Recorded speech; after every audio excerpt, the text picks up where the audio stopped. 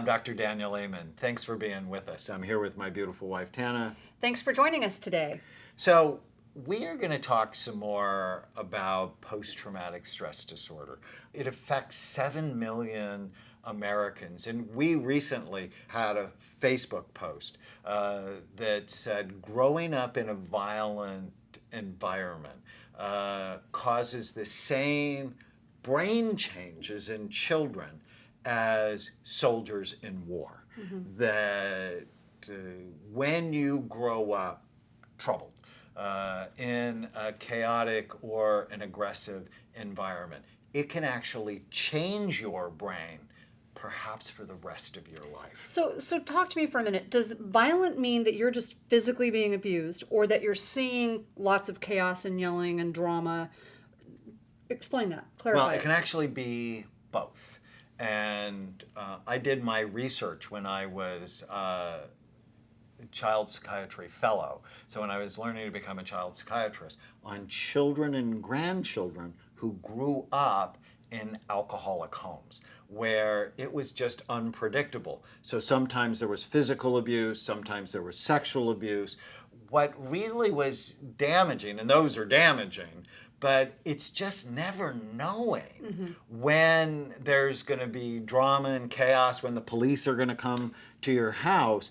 And so your brain begins to overfire because you're always watching. So it's that feeling of not feeling safe, so you're always on guard. You're always on guard, which is what happens to soldiers when, even though, you know, I was an infantry medic during Vietnam, and then later I was an Army officer.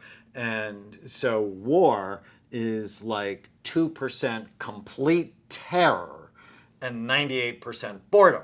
Because you're always preparing, waiting. But it's the waiting for terror that is doing just as much damage. Because what we see is a person's emotional brain begins to overfire because they're always watching, and then explode when some traumatic event takes place. So there's a very interesting neurophysiology concept called kindling. Right. So kindling occurs if you take a nerve cell and you pass an electrical current through it. Well, nothing happens. But as you raise the electricity, pretty soon the nerve cell will begin to fire off.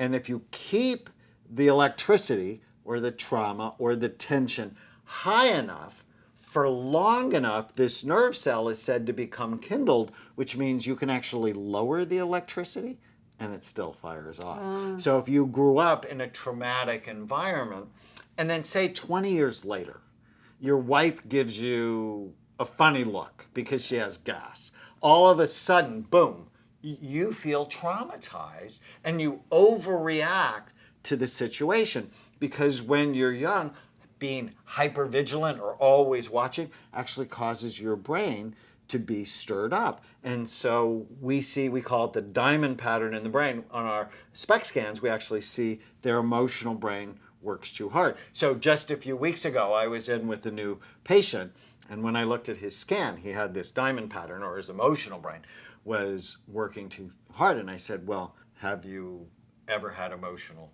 trauma? Right. And without any hesitation at all, he told me his dad was like, and I can't use the words, but he was like a flaming, part of yourself. And it was so clear how he then went through moment after moment of terror in his family. And now he's 40.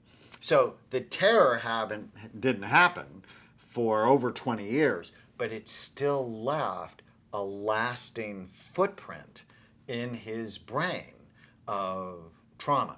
And that's where therapy can be so helpful, just so you begin to disconnect these bridges from the past. It starts, in my mind, with actually getting a look at how healthy your brain is. Do you have emotional trauma in your brain? And I'm so excited. My research team and I just got accepted for publication a brand new study saying we can distinguish between post-traumatic stress disorder, emotional trauma, and people who have TBI or physical brain trauma 94% of the time on scans. And why is that important? The treatment's different. And if you don't start by knowing what's going on in your brain, you can go in a completely wrong direction, which can actually do more harm than good.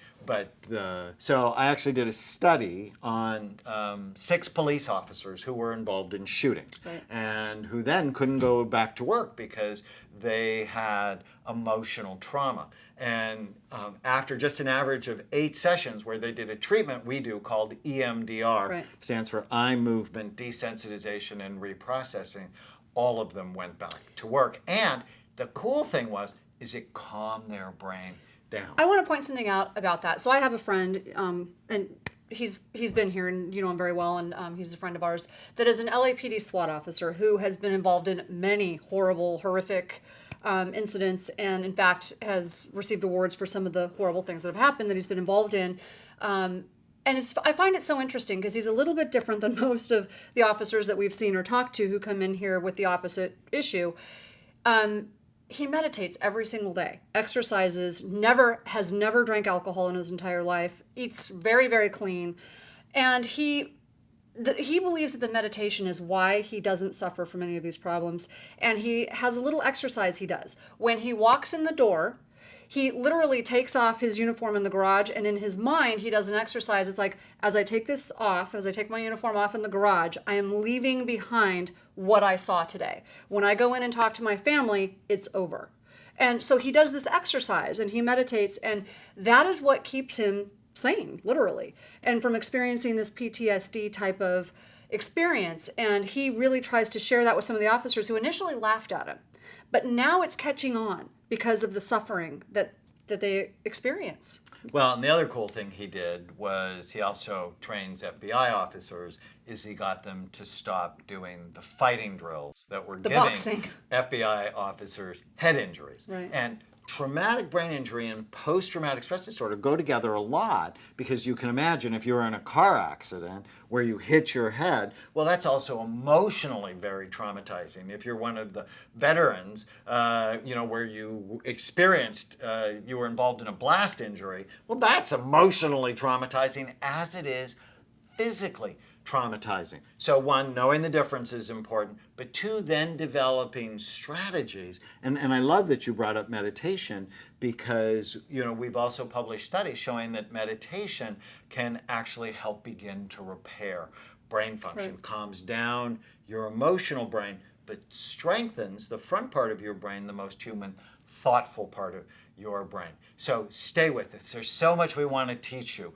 on how to have a better brain and a better life.